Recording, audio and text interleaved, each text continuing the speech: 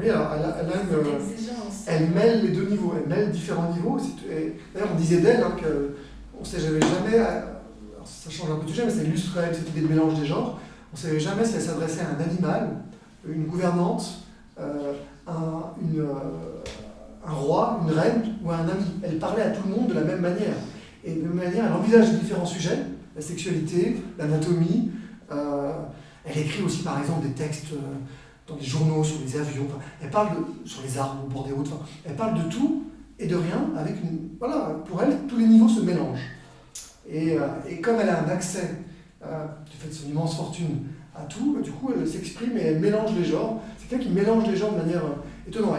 Le dernier texte que Freud a publié, a traduit en réalité, avec Anna Freud, c'est un texte de Marie Bonaparte. C'est son texte sur le cancer de son chien, Topsy. C'est quand même assez génial, je trouve, d'écrire un texte sur le cancer de son chien. En fait, Topsy, qui est un des chiens, Freud et Bonaparte ont cet amour des chochos. Oui, c'est ça. C'est chiens d'origine chinoise. Et son chien, Topsy, va avoir un cancer, d'ailleurs un cancer de la lèvre et de la mâchoire, comme Freud. À la même période.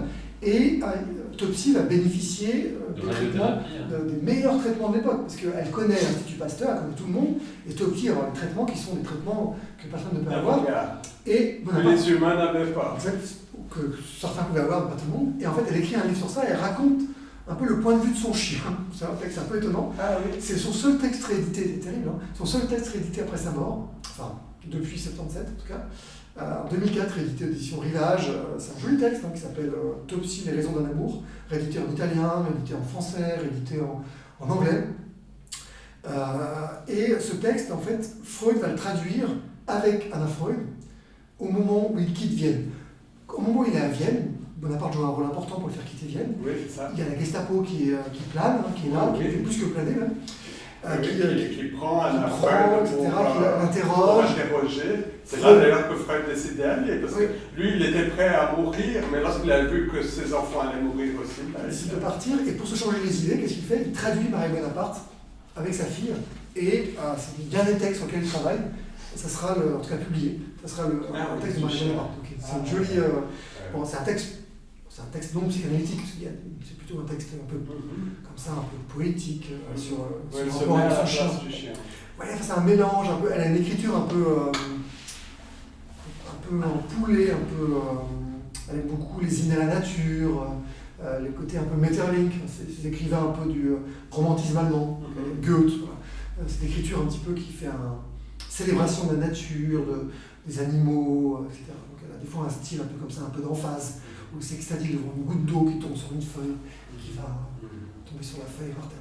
Ce type-là, Freud d'ailleurs lui reproche. Oui, Freud lui reproche un peu son lyrisme. Il lui dit faites plutôt des textes techniques, comme sur Pau, le lyrisme. Gardez-le pour vous. Il lui dit vous n'êtes jamais meilleur quand vous êtes sincère. Parlez des choses qui sont en lien avec vous, les choses. Faites pas beaucoup de poésie. Le lyrisme, c'est ça. Il lui reproche un peu ça, mais gentiment. Parce qu'elle lui envoie tous ses textes. Et Freud lit tous ses textes. Elle vient en analyse avec 200 lettres avec Aristide Briand. Elle vient en analyse avec des textes qu'elle a écrits sur sa relation avec tel amant. Verdun, chirurgien genevois. Elle apporte ce texte-là. Elle vient avec... Et Freud lit et il fait un commentaire. Bon, pas très intéressant. Texte fabuleux, mais non publiable. Et puis elle a connu parce que trop intime.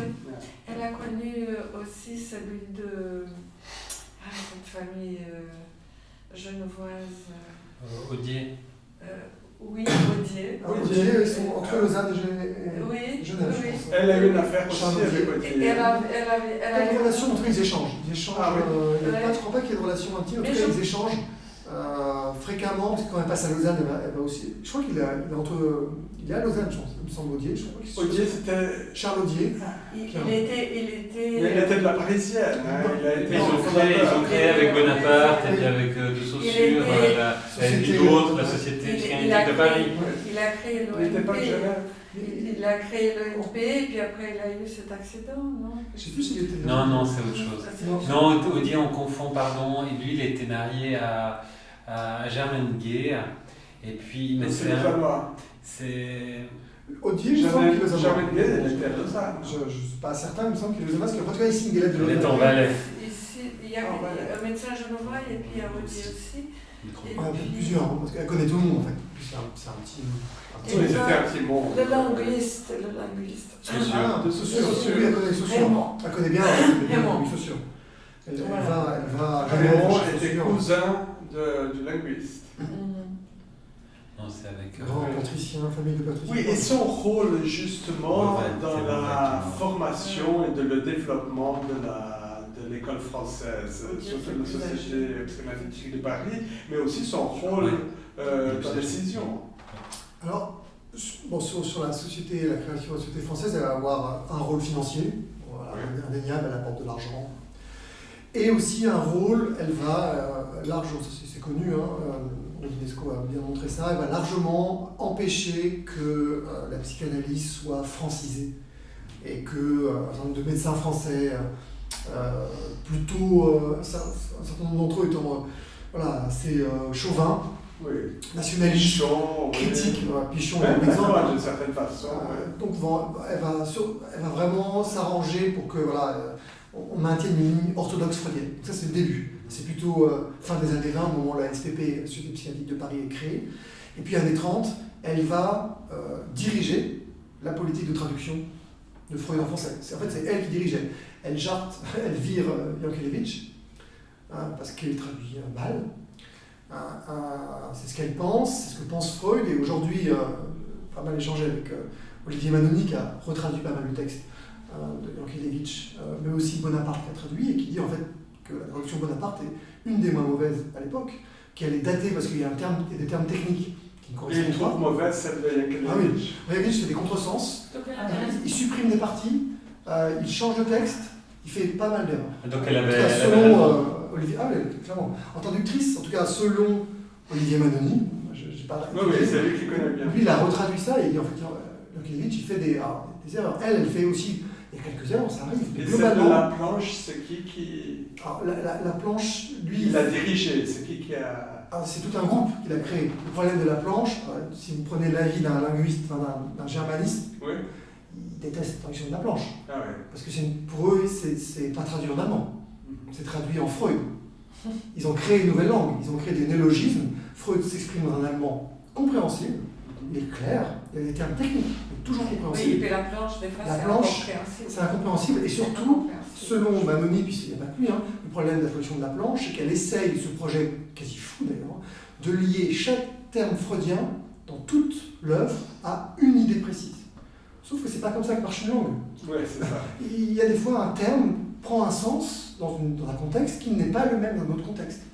Et ce qu'il a voulu faire, et selon à nouveau selon Olivier Manoni, il y a eu d'ailleurs on peut retrouver tout un débat de traducteurs là-dessus, mais selon il y a du coup des contresens sur des termes. C'est vrai que les néologismes, bon là moi c'est en tant que lecteur, pas en tant que, je sais pas ce qu'on pense des psychanalystes, mais les néologismes là, comme Hilflosigkeit, désert, il y a des trucs qui sont quand même pas très... Ça rend le texte, parler de animique pour Zélich, je crois, psychique. Animique, c'est un terme qui est, pour un anthropologue peut-être que c'est, mais c'est un terme bizarre pour le lecteur. Donc il a en tout cas, on peut penser différentes choses. Ça donne un côté magique. Puis ça donne en tout cas selon lui, selon Manoni, ça donne un côté, puis pas que lui, ça donne, c'est traduit en Freud, c'est pas de l'allemand. Ouais. Et Manoni, il a traduit Freud? Et oui, il a traduit pas mal le texte de Freud. Olivier Manoni, celui qui a traduit cette correspondance. Oui, c'est ça. Il a traduit pas mal de correspondances de Freud, de textes de Freud, pardon. Qu'est-ce qu'il a traduit comme texte? C'est de la famille docteur? Non. Je sais pas si c'est pas écrit là. Il l'a tribu. Il a traduit, par exemple, une nouvelle traduction du rêve de l'injection faite à Irma, l'homme au loup, pour une introduction de narcissisme, de l'inconscient, la féminité, l'amour de transfert. Donc là, je pense que c'est des conférences. Tout est écrit là. Ouais. Il y a quelques... Donc lui, il a une vision, effectivement, il considère que Bonaparte, tout n'est pas parfait, mais globalement, il a plutôt une lecture de Freud qui est pas mauvaise. C'est ça. Donc Marie Bonaparte, elle a financé la société, elle a financé la traduction. Politique de traduction qu'elle met en place, ça c'est avant-guerre, parce que c'est des traductions qu'on ne peut pas terminer, en gros, Seconde Guerre mondiale. Puis après, elle protège la psychanalyse française en partant. Elle ferme l'Institut de psychanalyse, elle dit non, c'est fini. Du coup, elle empêche des gens comme René Lafort, par exemple, qui était un petit peu trouble, ce psychanalyste français, qui semblerait avoir protégé des juifs, mais qui en même temps voulait rencontrer le neveu de Göring, qui avait établi une société de psychanalyse ariennement pure en Allemagne, et qui voulait de l'ambassadeur, bon, un petit peu... René Lafort qui a présenté Freud à Marie Bonaparte. Oui. Freud. Oui. Mais c'est un personnage qui a eu un rôle un peu trouble pendant... Oui, c'est ça. Il a essayé de sauver, entre guillemets, la psychanalyse en s'alliant un peu aux Allemands. Mais les Allemands ça se sont méfiés, je crois. D'après l'UNESCO, les Allemands se sont méfiés, donc ça n'a pas abouti. Oui, c'est ça. Il a fait que des ennemis. C'est pas un personnage très... il n'avait pas forcément... Ouais. Bon, c'est très enviable. Donc du coup, elle a protégé aussi un peu la psychanalyse française de dévoiement ou de collaboration avec l'occupant allemand, nazi en l'occurrence. Et à la sortie de la guerre, elle va jouer un rôle important dans les scissions. Donc c'est le 53, c'est ça, exactement. 1953, scission au sein de la SPP, société historique. Celle de 53 et celle de 63 aussi. Elle joue surtout un rôle en 53 parce qu'elle va, d'une part, d'abord elle fait alliance, au début elle est plutôt dans le groupe avec Lacan. C'est assez compliqué. Au début elle fait alliance avec Lacan. Parce qu'en fait, ça... Ouais, parce que Lacan est critique. Parce qu'il est pour les ninis, les non-médecins. Parce qu'il est critique vis-à-vis des médecins qui sont des gens qui vont défendre la psychanalyse médicale. Donc, du coup, en ce sens, ils sont proches. Elle est pour l'analyse laïque. Elle est vraiment une des défenseurs de l'analyse laïque. Mais en même temps, elle est biologisante comme Sacha Narth. Oui. Voilà. Mais au début, avec Narth, ils se fâchent et en fait, ils font alliance. Elle lui dit ok, on reste ensemble, mais avec de l'analyse laïque. Et du coup, ils font alliance ensemble. Et à ce moment-là, quelle est la raison de cette première scission de 53 ? C'était un truc entre Lagache et Narth, essentiellement. Il y a plusieurs choses. Lacan joue un rôle aussi, quand même. Lacan joue un rôle, mais le plus important, mais c'est pas le plus important. C'est les séances courtes. Et puis Lacan, à ce moment-là, est président. Non, dans la scène de 53, il n'y a pas l'histoire de la séance courte, elle va être importante en 63. Il prend déjà des risques, des libertés. Lacan prend des libertés. À ce moment-là, il est président aussi de la SPP. Oui. Donc, il a un rôle important. Et il y a tout un débat qui se fait entre une tradition plutôt médicale et une tradition plutôt laïque, on va dire. Et il y a un jeu d'alliance assez complexe. Psychologique avec Lagache.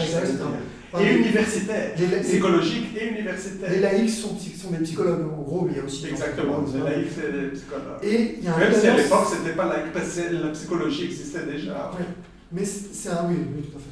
Mais c'est un jeu d'alliance très complexe, où il y a des retournements. Et à un moment, l'alliance se fixe entre elle et Sacha Narth.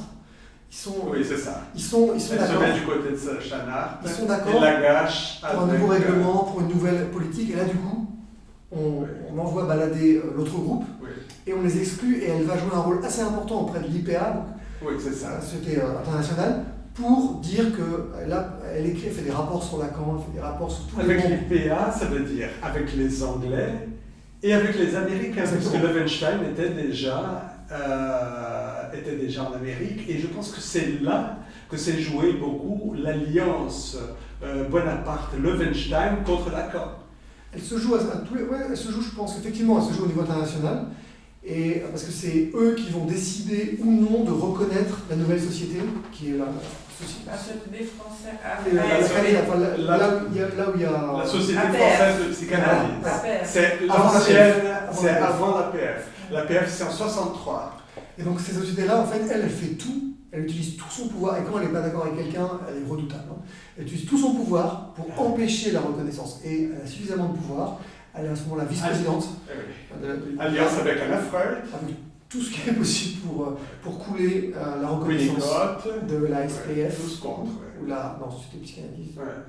C'est la française, en anglais, la Société française. Oui, c'est ça. Société française de psychanalyse. SFP, qui ensuite est devenue AFP. Ensuite, en 63, très technique. C'est là où il y avait Dodo, tout le monde est parti. Tout le monde est parti. Serge Leclerc, qui d'autre? La Planche. La Planche.